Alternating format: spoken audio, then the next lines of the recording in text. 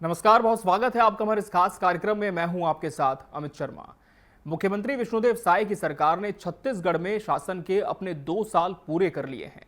इन 2 सालों में क्या कुछ विशेष रहा, किस तरह की चुनौतियां सरकार के सामने रहीं, किस तरह के मापदंड स्थापित किए गए और योजनाओं का किस तरह से लाभ जनता तक पहुंचा, ये सब आपको इस खास कार्यक्रम की स्पेशल रिपोर्ट के माध्यम से हम आपको बताएंगे। साथ ही आपको ये भी बताएंगे कि सरकार का जो विजन था यहाँ के प्रदेश के लोगों के लिए, प्रदेश की महती योजनाओं को आखिरी पंक्ति के व्यक्ति तक लाभ के तौर पर पहुंचाने के लिए इस विजन में साय सरकार कितनी सफल हुई और आने वाले समय में किस तरह का रोड मैप साय सरकार ने तैयार किया है, देखिए इस खास रिपोर्ट के माध्यम से।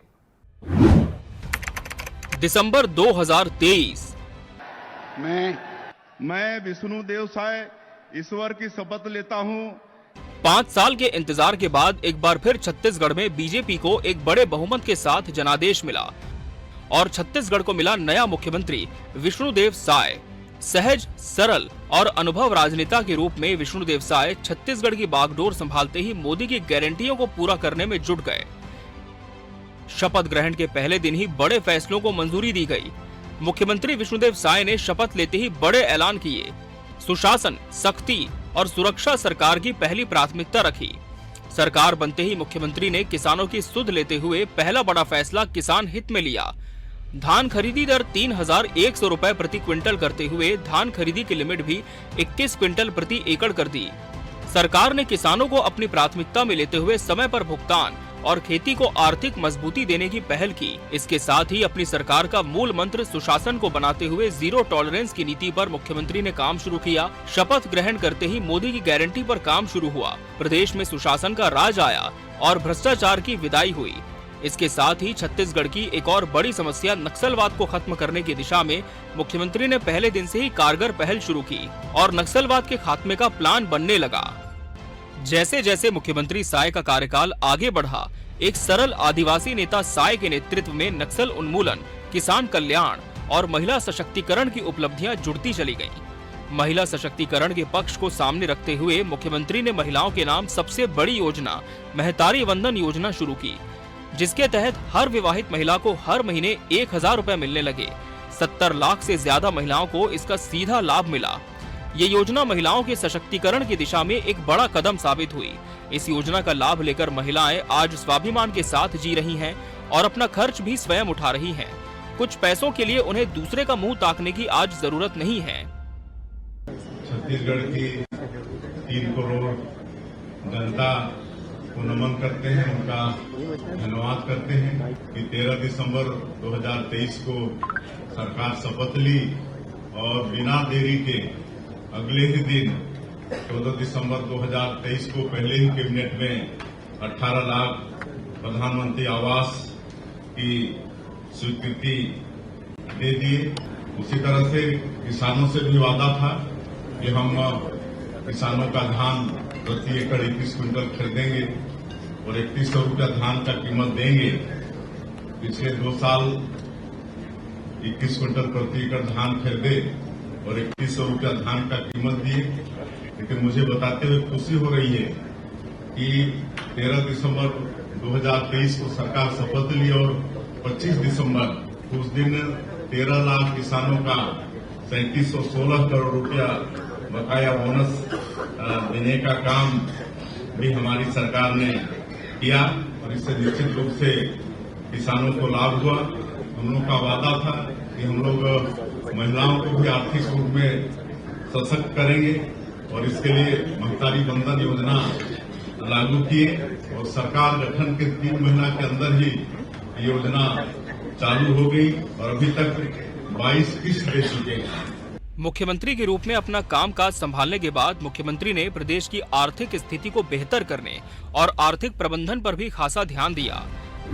जो जीएसडीपी 2023-24 में अनुमानित 4.64 लाख करोड़ थी, उसमें पहले ही साल में 11.2% की वृद्धि के साथ 5.09 लाख करोड़ रुपए पहुंचा, जबकि 2024-25 में 7.5% वृद्धि अनुमानित है। बेहतर आर्थिक प्रबंधन किस दिशा में बढ़ते हुए साय सरकार ने बजट 2025-26 में महिलाओं, बाल विकास को 6,800 करोड़, स्वास्थ्य को 3,900 करोड़ और शिक्षा को 450 करोड़ आवंटित किए। जिससे सरकार की समावेशी विकास की अवधारणा जमीन पर दिखाई देने लगी। नई इंडस्ट्रियल पॉलिसी सनराइज सेक्टर जो है, न्यू इमर्जिंग सेक्टर्स जो हैं, उनको बहुत तेजी से प्रमोट कर रही है और ऐसे सेक्टर्स को जो नॉन पॉल्यूटिंग है या लेस पॉल्यूटिंग है और जो more and more job creation वाले फील्ड हैं, उसको हम प्रमोट कर रहे हैं। पूरी इंडस्ट्रियल पॉलिसी की फिलॉसफी ही 2024 में हमने चेंज कर दी। पहले इंडस्ट्रियल पॉलिसी में जो सब्सिडीज मिलते थे उसका आधार होता था कि आप 2000 करोड़ इन्वेस्टमेंट करेंगे तो ये छूट मिलेगी, 3000 करोड़ इन्वेस्टमेंट करेंगे तो ये छूट मिलेगी। अभी हमने कर दिया कि छत्तीसगढ़ के युवा भाई बहनों को अगर 1000 जॉब देंगे तो ये छूट मिलेगी, 2000 जॉब देंगे तो ये छूट मिलेगी। कि इंसेंटिव का जो आधार पहले निवेश का अमाउंट होता था, उसके जगह में job creation, more and more job creation को हमने ज्यादातर चीजों में उसका आधार बनाया है। और जैसे हॉस्पिटैलिटी का सेक्टर है, टूरिज्म का सेक्टर है, उसको भी इंडस्ट्री का दर्जा दिया है। टूरिज्म के सेक्टर में इन्वेस्टमेंट पर भी कैपिटल सब्सिडी दी जा रही है, बहुत तरह की सब्सिडियां दी जा रही हैं। तो ये सारी चीजों को प्रमोट किया गया है। साय सरकार केंद्र की मोदी सरकार के नए विकास के मॉडल को बेहतर ढंग से लागू करने के कारण भी चर्चित है। वो TTT मॉडल के नाम से प्रसिद्ध है। 3T मॉडल यानी टेक्नोलॉजी, ट्रांसपेरेंसी, ट्रांसफॉर्मेशन ने भ्रष्टाचार रोका है, बल्कि प्रदेश की आत्मनिर्भरता भी बढ़ाई है। राशन कार्ड वहाँ पर बन रहा है, राशन पहुँच रहा है, दूरसंचार के साधन वहाँ पर खड़े कर रहे हैं। स्कूल जो बंद था फिर से स्कूल खुल रहे हैं, अस्पताल खुल रहे हैं। वर्ती जैसे गांव में भी आज अस्पताल खुला है, तो ये सब हम लोग कर पा रहे हैं। उस क्षेत्र में कोई जाता नहीं था, जाने से सब डरते थे, लेकिन आज हम लोग कहीं न कहीं 400 से ज्यादा गांव को आबाद कर चुके हैं। वहां पर शांति व्यवस्था आ चुकी है। तो नक्सलवाद के क्षेत्र में भी हमारी सरकार ने 2 साल में अभूतपूर्व काम किया है। छत्तीसगढ़ ने अपनी नक्सलवाद की समस्याओं को दूर करने के लिए पहले 2 साल में जो प्रयास किए, उसका नतीजा है कि जल्द ही छत्तीसगढ़ में नक्सलवाद खत्म होने की ओर है। केंद्रीय गृह मंत्री अमित शाह के द्वारा दिए गए इस लक्ष्य को पाने के लिए केंद्र और राज्य सरकार ने मिलकर 2 सालों में काफी बेहतर कोऑर्डिनेशन से काम किया। इसी का नतीजा है कि नक्सलवाद का झंडा बुलंद करने वाले नक्सली न केवल मारे जा रहे हैं, बल्कि केंद्र और राज्य के पुनर्वास नीति से प्रभावित होकर समर्पण भी कर रहे हैं। सरकार ने नक्सल उन्मूलन बोली का जवाब बोली से, गोली का जवाब गोली से नीति पर पिछले 2 सालों में बेहतर काम किया है, जिसका नतीजा है कि 380 नक्सली मारे गए हैं, वहीं 2619 गिरफ्तार या समर्पित हुए। नक्सली हिंसा की घटनाओं में लगातार गिरावट आई है। नक्सली घटनाएं 305 से घटकर 267 हो गईं। प्रभावित जिले 6 से 3 बचे। 37 सुरक्षा कैंप, नियत नेल्लानार योजना से 96 गांव में सड़क स्कूल पहुंचे। मार्च 2026 तक नक्सल मुक्त लक्ष्य पूरे होने की ओर है। नक्सलवाद खत्म हो, इसके साथ ही बस्तर का विकास तेज गति से हो, इसके लिए भी प्रयास शुरू हो गए हैं। युवाओं के नौकरी और खेल की गतिविधियों को बढ़ाया गया है। केंद्रीय गृह मंत्री अमित शाह ने यहां लगातार दूसरी बार बस्तर ओलंपिक में आकर बस्तर के युवाओं को बेहतर विकास का आश्वासन दिया है। साथ ही नक्सल आंदोलन में गए युवाओं को मुख्यधारा में लौट आने के लिए एक बार फिर अपील की है। नक्सलवाद समाप्त हो, ये हमारा लक्ष्य जरूर है, पर क्यों है? क्योंकि नक्सलवादी एक क्षेत्र के विकास के ऊपर नाग बनकर फंड फैलाकर बैठा था। नक्सलवाद समाप्त होने के साथ ही ये क्षेत्र में विकास की एक नई शुरुआत होगी और मोदी जी और विष्णुदेव जी के नेतृत्व में ये सबसे विकसित क्षेत्र बनेगा, इसका मुझे पूरा विश्वास है। और मैं मेरे सभी आदिवासी भाइयों बहनों को कहकर जाता हूं कि मैं खुद ये विकसित बस्तर के, नक्सल मुक्त बस्तर के हमारी योजना को अंजाम तक पहुंचाने के लिए दिन रात परिश्रम करूंगा। सरकार के रूप में 2 साल किसी के काम के मूल्यांकन का काफी कम समय होता है, लेकिन मुख्यमंत्री विष्णुदेव साय ने अपने इन 2 सालों में ही ज्यादातर वादों को पूरा किया और एक प्रगतिशील प्रदेश के विकास की नींव कुछ ढंग से रखी जाने वाले सालों का सुनहरा भविष्य अभी से दिखाई देता है। साय सरकार के अगर प्रमुख फैसलों पर नजर डालें तो दिसंबर 2023 विष्णुदेव साय ने छत्तीसगढ़ के मुख्यमंत्री पद की शपथ ली। सुशासन और भ्रष्टाचार पर जीरो टॉलरेंस का ऐलान, पिछली सरकार की योजनाओं की समीक्षा शुरू। जनवरी 2024 धान खरीदी दर 3100 रुपए प्रति क्विंटल, 2100 रुपए प्लस 1000 रुपए इनपुट सब्सिडी लागू। किसानों को समय पर भुगतान की व्यवस्था। नक्सल उन्मूलन को शीर्ष प्राथमिकता घोषित। फरवरी 2024 महतारी वंदन योजना की शुरुआत, विवाहित महिलाओं को 1000 रुपए प्रति माह, लगभग 70 लाख महिलाओं को सीधा लाभ। महिला सशक्तिकरण को नई दिशा। अप्रैल 2024 तेंदुपत्ता संग्राहकों को बोनस और दरों में सुधार। आदिवासी और वनवासी अर्थव्यवस्था को मजबूती। प्रधानमंत्री आवास योजना ग्रामीण में तेजी। जून 2024 किसानों के लिए 5 HP तक कृषि पंपों पर मुफ्त बिजली। सालाना लगभग 3500 करोड़ रुपए का बोझ सरकार ने उठाया। सिंचाई लागत में बड़ी राहत। जुलाई सितंबर 2024 नक्सल विरोधी अभियानों में ऐतिहासिक बढ़त, सैकड़ों नक्सली मारे गए। 1000+ नक्सलियों का आत्मसमर्पण, नए सुरक्षा कैंप और सड़क नेटवर्क का विस्तार। अक्टूबर दिसंबर 2024 युवाओं के लिए भर्ती प्रक्रियाओं में पारदर्शिता। शिक्षा और स्वास्थ्य विभाग में भ्रष्टाचार पर कार्रवाई। औद्योगिक निवेश को लेकर नई नीति लागू। जनवरी जून 2025 छत्तीसगढ़ औद्योगिक नीति 2024-30 का असर दिखना शुरू। निवेश प्रस्तावों में हजारों करोड़ की भागीदारी। ग्रामीण सड़कों, पुलों और पेयजल योजनाओं में तेजी। जुलाई दिसंबर 2025 धान खरीदी, महिला योजना, बिजली सब्सिडी निरंतर जारी। नक्सल प्रभावित इलाकों में स्कूल, अस्पताल, मोबाइल टावर। इस तरह सरकार के पहले 2 साल सुरक्षा, संवेदना और सुशासन पर केंद्रित रहे। आम लोगों की जनभावनाओं के अनुरूप कई महत्वपूर्ण फैसलों से ये भरे रहे। चाहे विभागीय काम हो या फिर स्थानीय निकायों के साथ मिलकर विकास के कामों को गति देना, साय सरकार ने हर फैसले में तालमेल को दिखाया है। मुख्यमंत्री की टीम हर महीने 2 कैबिनेट बैठक कर राज्य हित त्वरित निर्णय करने पर जोर देती है। अगर साय सरकार के 2 साल की 5 बड़ी पहचान को चिन्हित करें तो किसान केंद्रित फैसले, महिला सशक्तिकरण, नक्सलवाद पर निर्णायक प्रहार, आदिवासी वनवासी हित, प्रशासन में सख्ती और नियंत्रण, इन पर सारा फोकस रखकर काम किया गया है। और यही वजह है कि साय सरकार के काम को हर तरफ सराहना मिल रही है। कि सरकार के 2 साल पूरे हुए हैं तो संगठन भी पूरी चुस्त दुरुस्त होके सरकार की योजनाओं की उपलब्धियों को नीचे तक ले जाए और जनता के जो अपेक्षाएं हैं उन अपेक्षाओं के साथ सरकार की जो योजनाएं हैं वो दोनों आपस में तालमेल करके चले। और इसके लिए संगठन भी चुस्त दुरुस्त रहे और सरकार की योजनाओं को भी जमीन तक उतारने में हमारे कार्यकर्ता सफल रहे। देखिए, आदमी अपनी सरकार को तो पूरा नंबर देता है, लेकिन हम वो लोग हैं जहाँ जहाँ पर हमारे जो रिपोर्ट आते हैं उस रिपोर्ट के आधार पर भी हम काम करते हैं। और मैं मानता हूँ कि विष्णुदेव साय सरकार की सबसे बड़ी उपलब्धि रही, जो कमिटमेंट हम लोगों ने किया था मोदी की गारंटी में, उन सारे कमिटमेंट को हमने जमीन में उतारा। साथ ही साथ हमने नई योजनाओं को भी लाने का काम किया। इंफ्रास्ट्रक्चर के जो काम बंद पड़े थे पंचायतों में, निकायों में, उन कामों का शुरुआत हुआ। जो पिछले 5 साल में बंद थे, 2 सालों में आप देखेंगे कि हर नगर निकाय पंचायतों में काम शुरू हो गया।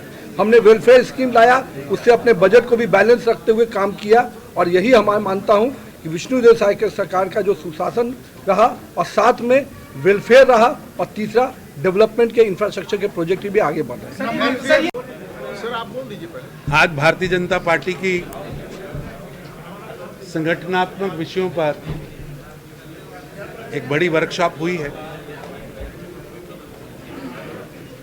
हमारी सरकार ने 2 सालों में डबल इंजन लगाकर ऐतिहासिक विकास कार्य किए हैं।